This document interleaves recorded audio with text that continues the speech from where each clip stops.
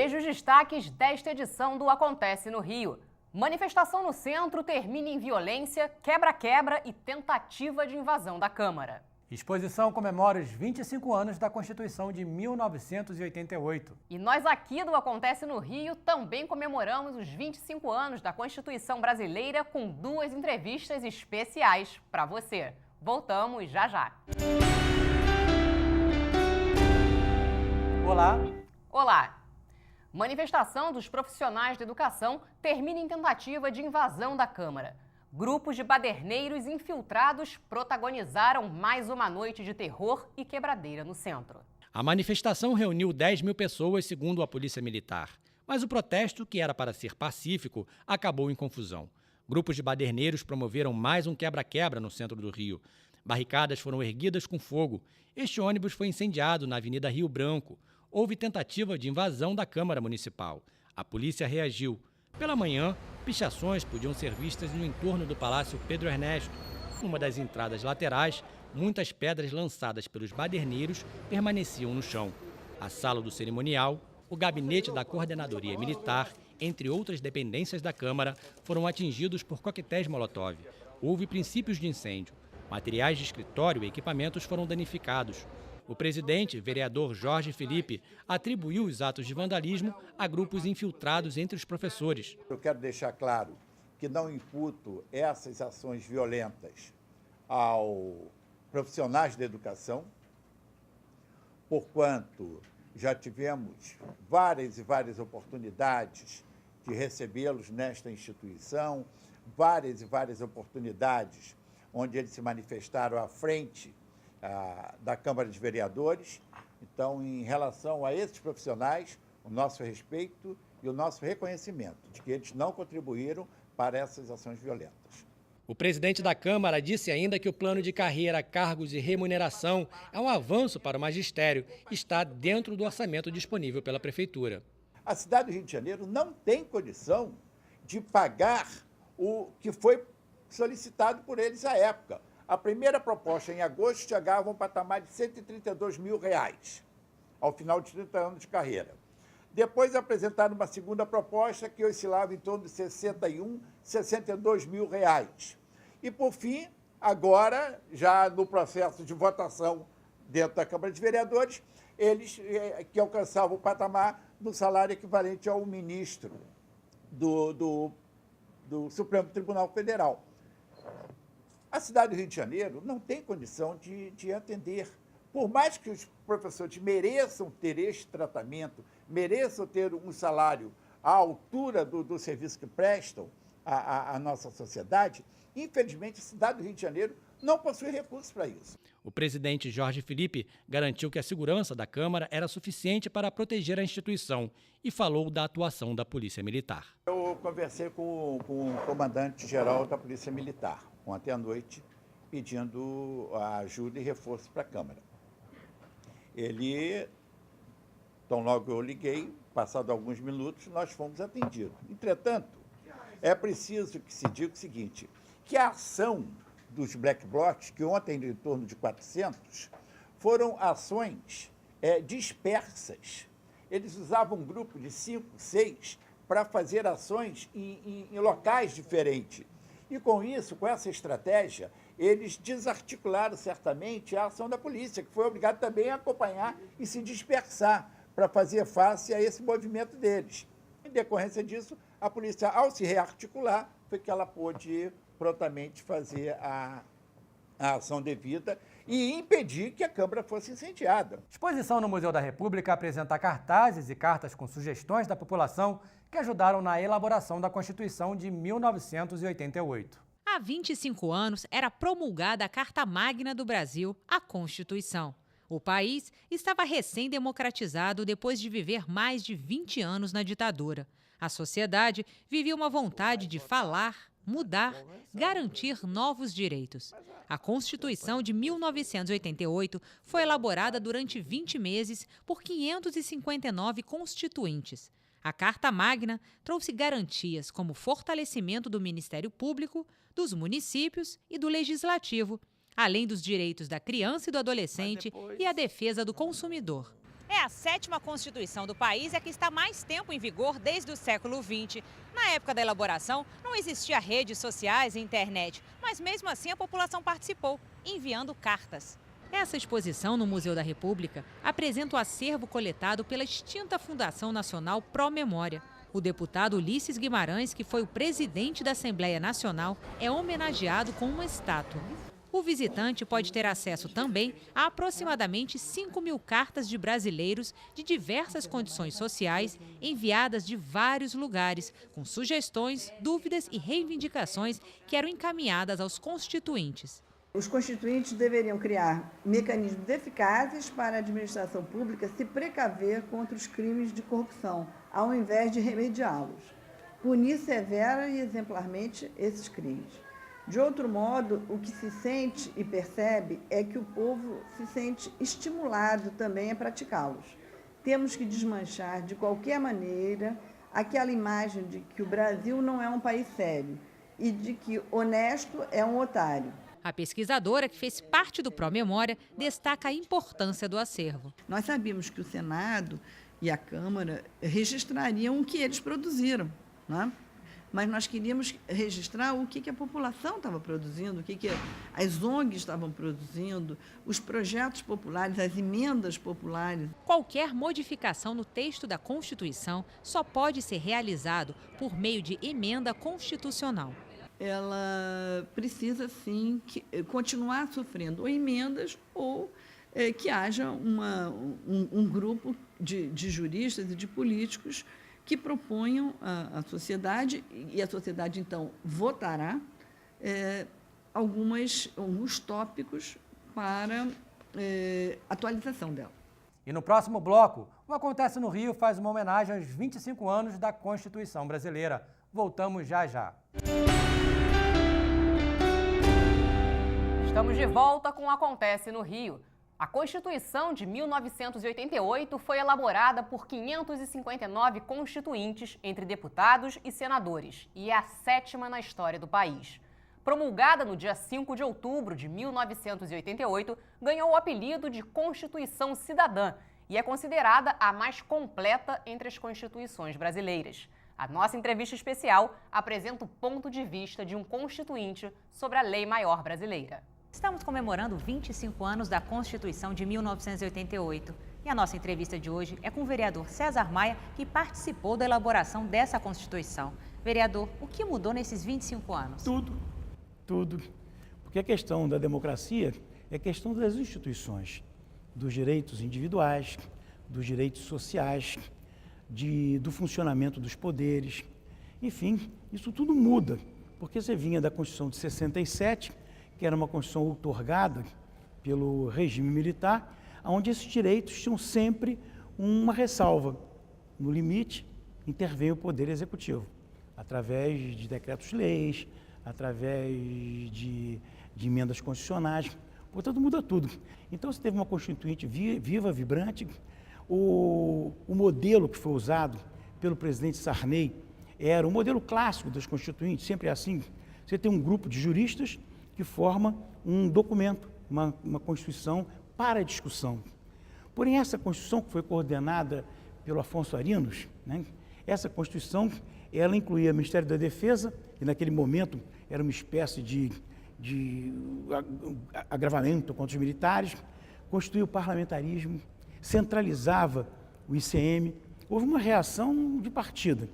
E aí se fez, pela primeira vez, talvez, na história das Constituintes, se fez uma Constituição de baixo para cima.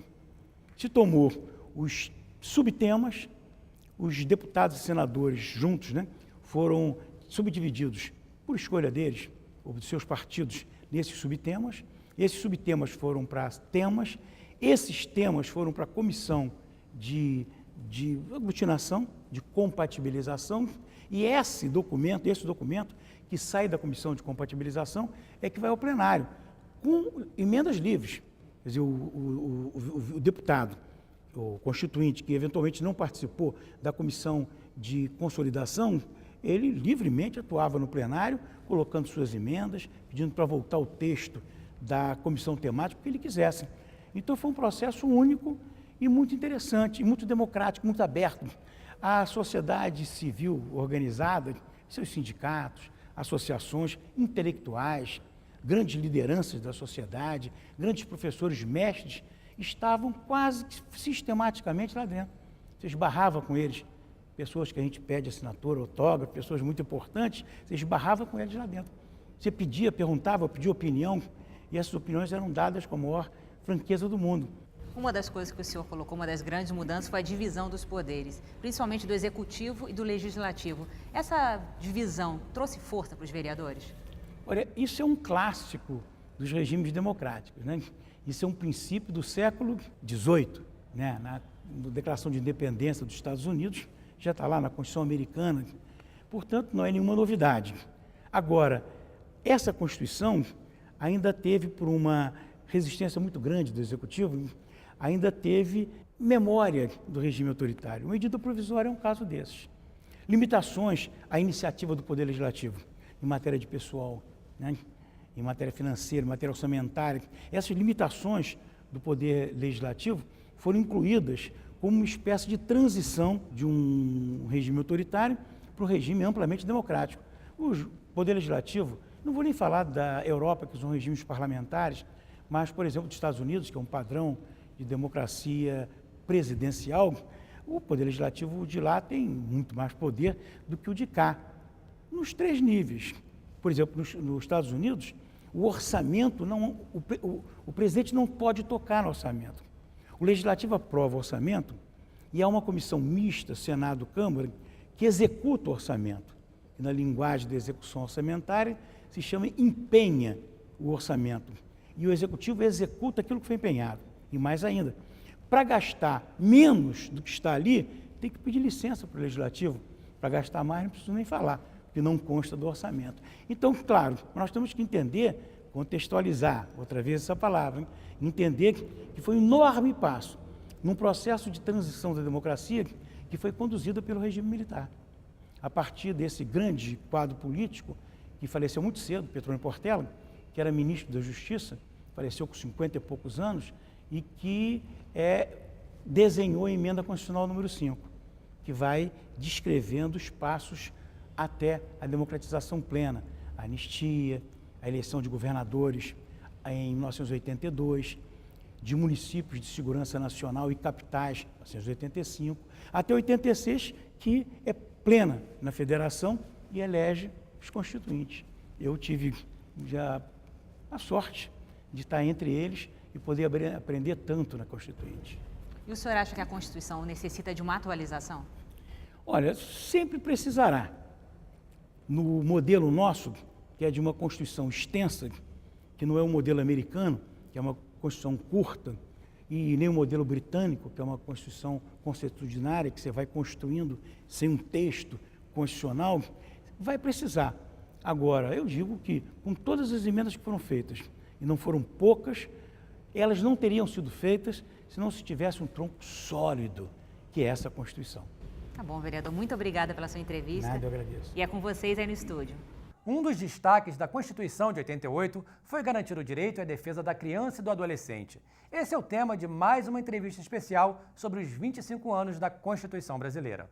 A Constituição Federal está comemorando 25 anos. O texto constitucional trouxe os princípios da proteção integral dos direitos da criança e do adolescente. O Brasil foi o primeiro país a promulgar um marco legal, o Estatuto da Criança e do Adolescente. Apesar desses avanços, o Brasil ocupa o topo do ranking de exploração sexual infantil na América Latina. Segundo o relatório das Nações Unidas, o país está em segundo lugar no mundo. Em 2012, segundo dados do Disque Direitos Humanos, o Disque 100, foram mais de 130 mil denúncias de violência contra crianças e adolescentes.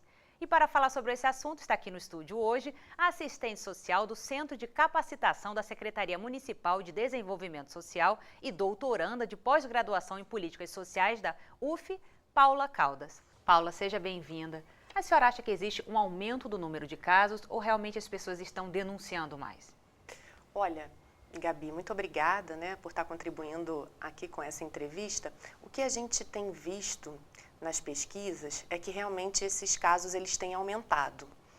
A exploração sexual de crianças e adolescentes é um fenômeno que ele é bastante contemporâneo. né? Mas ele vem aumentando a cada dia, exatamente porque muitas vezes as famílias não têm essa informação quanto aos órgãos de responsabilização que devem estar sendo feita essa denúncia.